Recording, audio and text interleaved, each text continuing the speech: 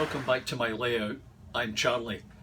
Thanks for joining us again, and I have a few things going on that you might find interesting around the layout. So before we move on there, just like to remind you to give me that thumbs up, hit that subscribe button, because it really helps and encourages me to do more. As I said before, some people say, "Oh no, Charlie, don't do that." Nevertheless, let's go straight into the layout and see what's been happening in the last few weeks.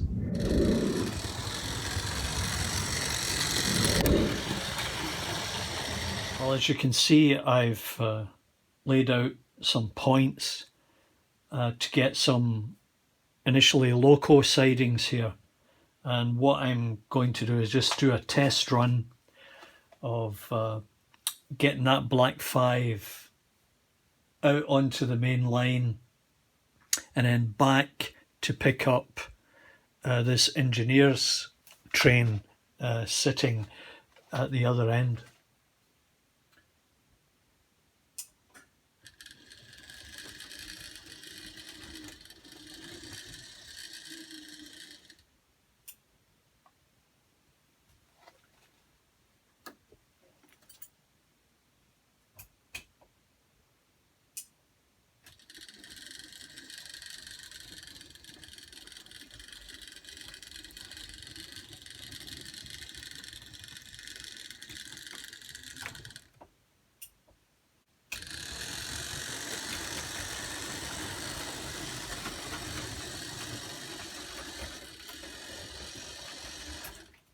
Well, I'm quite happy with that. I've tried a number of locomotives and I've had some issues with them. Primarily the Ringfield tender-driven motors are giving me all kinds of problems. I'm not really sure what to do about that. But in this particular case, it's been a successful exercise getting the points in there and being able to get a train in and out of it. So we'll just go back in the other direction now.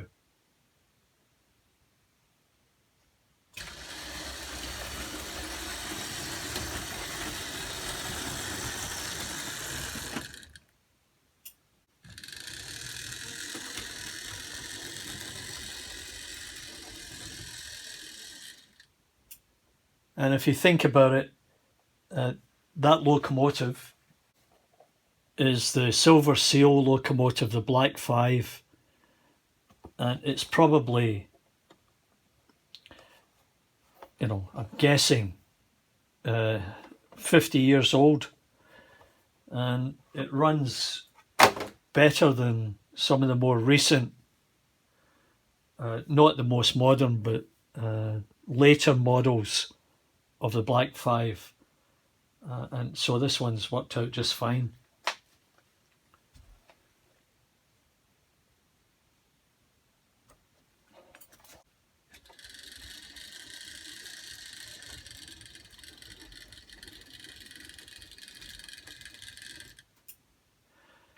So as I said, that was a very successful little exercise, and you can see my 3D printed buffer stops have come in handy there. I am thinking of putting another line through here, and then I'll get some coaches for storage in here before I move into the up line and repeat that exercise on the other side. I think it's worked out well, and it's given me some insight into how this should be done. Now what I have to do is secure the points in position and fix up some differences between the boards which might be throwing things off a little bit, but that's a step in the right direction. Welcome to my construction project of the Clyde Puffer. Now I've based it on this design of the merchant vessel Vital Spark, which plied its trade up and around the coast of Scotland. And I came across these a number of years ago and thought I'd maybe like to try and build something here that would be suitable for a model railway layout. Now, I'm not constructing a full hull. I'm working to the waterline, as you can see here, roughly, and just to get it into a harbour scene. Now, I'm trying to simplify the design as best I can because I'm not able to locate a good source of reasonably priced components like the steam winch, which is a small item but pretty expensive, and I'm not sure if I can model something and 3D print it and make it look good, but I'm going through the process step by step to see what I can come up with. Now, I've changed a few things around because I've used other sources like this one here,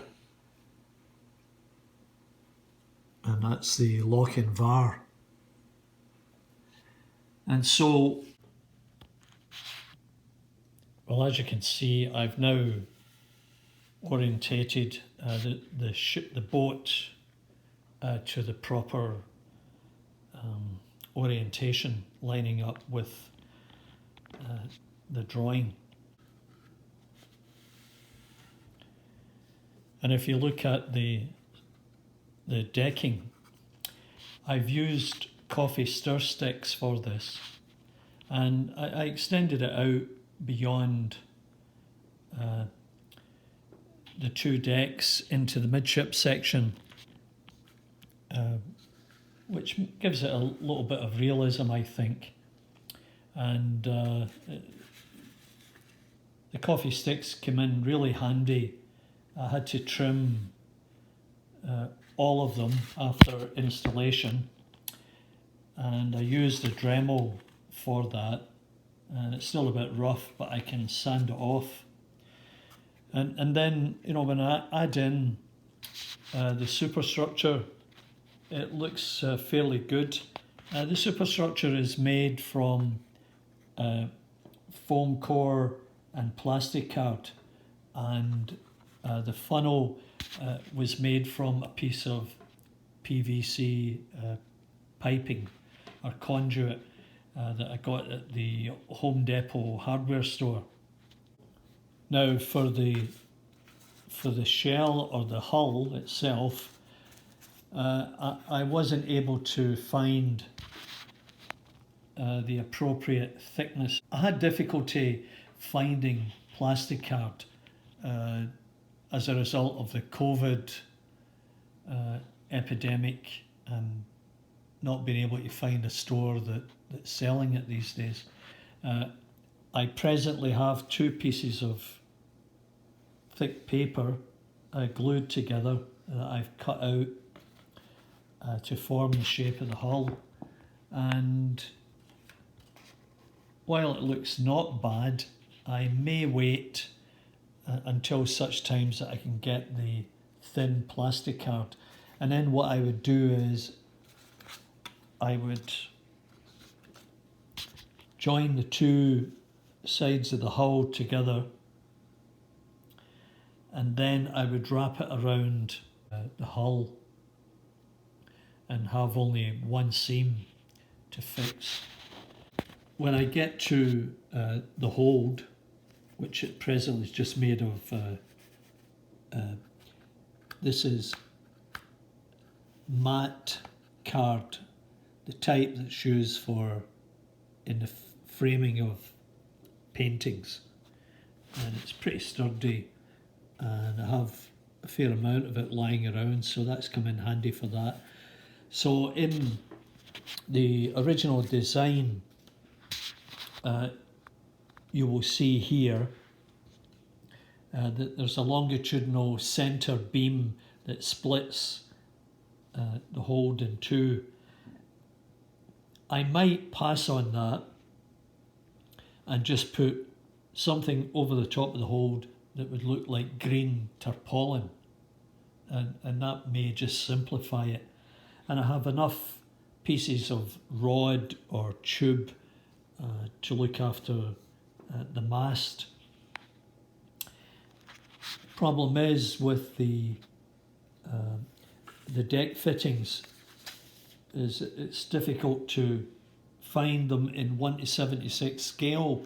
It's not a common scale in boat building, as it happens. And things like the steam winch here is difficult to locate. I'm not sure if I can model something that will look reasonable. Maybe we'll get life belts from 3D printing. So there's a variety of things I still have to do. A ladder at the stern here, and a door, and portholes, and bits and pieces that'll end up giving it a little bit of a sense of realism. But you know, at the end of the day, I'm quite happy with this. And as you can see in the lock and bar here, the wheelhouse has some wood siding, and I might do the same on here. That would finish it off nicely. So it's quite easy to build something like this if you plan ahead and you know the materials you're going to use and the adhesives that work best. Having a 3D printer enables me to search for and find suitable models, like this one here. It's a small rowing boat, and I've managed to get it printed out at a suitable scale to add to my Clyde Puffer. So I'll move on from there and try and find other elements. I mean, here's an example of what can be printed. That's an air conditioning unit, which this boat will not have, but I went through this as an exercise. Like really excellent. So I'll paint this rowboat up and see how it comes out. And here you can see the fill and supports the 3D printer places during the construction of the hull of the lifeboat. It's really quite amazing. Now, I could try to remove these because they're temporary, but as I'll be placing it like so on top of the hatch cover, as it would normally be placed in, sort of in that position, I'll probably leave the infill. Now, I made an earlier print somewhat larger. I was just trying to figure out the scale of what it should be. Anyway, a nice little exercise to go through, and it'll look very nice once I get the hatch cover on here. It's just about the right size. Well, I have an unboxing to do here, so let's just see what's inside this.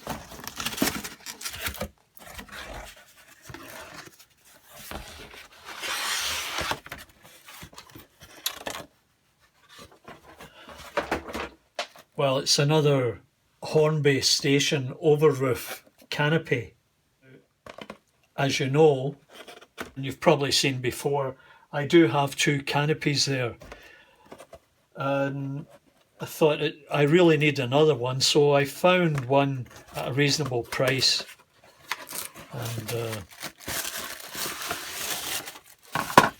And it just arrived a short while ago. Now, the issue, of course, that I have with this canopy is it will only span over one track, at least at the moment. That's how it looks. I think I have to, well, the way to solve it is right here. Extend the canopy out to where the columns are, and that will enable me to run 2 trains through there. So that's the way forward. And what it will do is it will cover the whole platform, and then somewhere around about here there'll be a tunnel entrance, and that will certainly upgrade the layout.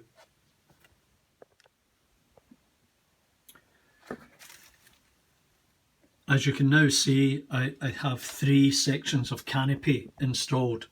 Now the interesting thing is the colour of the girders and columns is different from the original 2 that I had. Those being green and the new ones being black. But that's easily fixed with a bit of paint. Now, my original thinking was that I would move the platforms closer to this end here, where it would enter the tunnel. But now that I have the third canopy, that gets at least 2 full coaches under the canopy, and I think that'll look quite good. So my next step is to realign the canopies further out so that I can in fact get 2 tracks in there. But I think that's coming together and looking pretty good. It is a nice little diorama at the moment with the town in the background.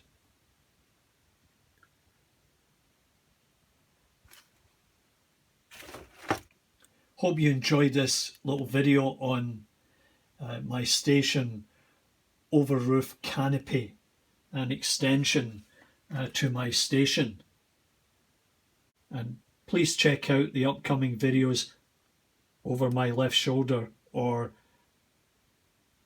down there in the corner, and we'll see you next time. Bye for now.